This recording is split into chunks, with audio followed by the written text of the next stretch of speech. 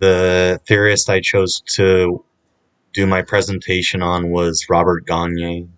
He's best known for conditions of learning. Robert had a saying called the Gagne exception: different instructional directions are required for the many different types of learning that exist. He had 5 categories of learning that he grouped together: verbal information, intellectual skills, cognitive strategies, motor skills, and attitudes. Gagne focused his work around 4 different principles, the first of which talked about different instruction is required for different learning outcomes, meaning each student needs a little bit of different focus. His second principle was focused on the operation in learners that constituted the condition of learning. So how his conditions of learning focused around each and every student.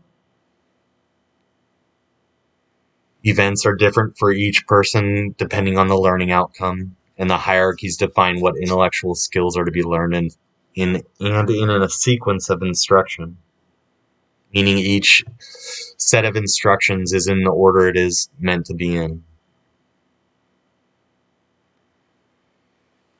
His organization according to complexity went in the following: stimulus recognition, response generation, procedure following, use of terminology, discriminations, concept formation, rule application, and problem solving. The level of learning that occurs at each stage allows prerequisites to move forward within each step of learning. The ability to build upon one step at a time was a big part of what Gagne was attempting to develop. His theory was not perfect, but it was at the time a big step in understanding the process of learners. These are kind of the steps that he ended up coming up with. Gaining information, which is reception, figuring out what's what, informing learners of the objective, stimulating recall of prior knowledge of learning, retrieval of what they've already known or learned of,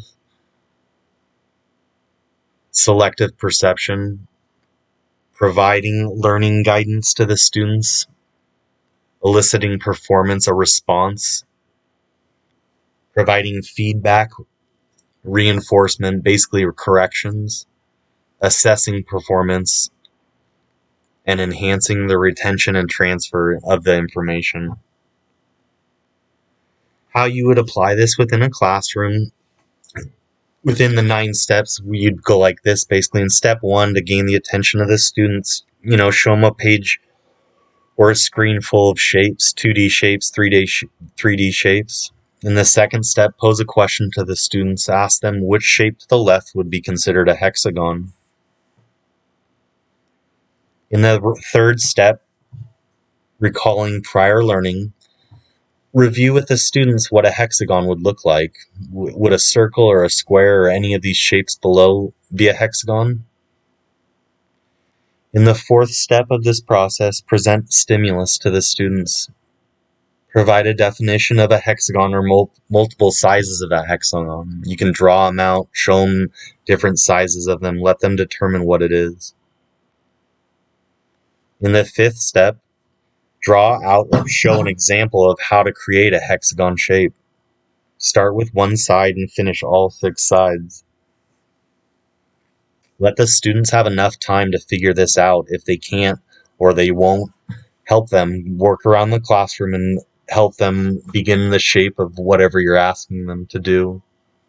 In the 6th part, ask students to create 5 examples of what the shape would look like: small, large, anything. Just have them show you examples of it.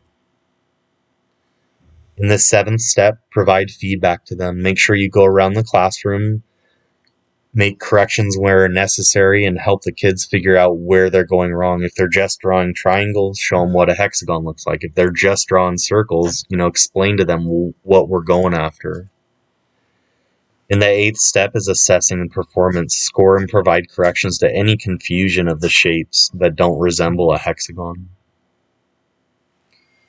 Step 9 is really important with this. You gotta relay the information to the students to the real world. This helps with the retention and transfer to other items. You can see the hexagon shape in the buildings and the honeycomb and in the turtle shell. So try and do as much relation to the actual physical shape to the real world for the activities.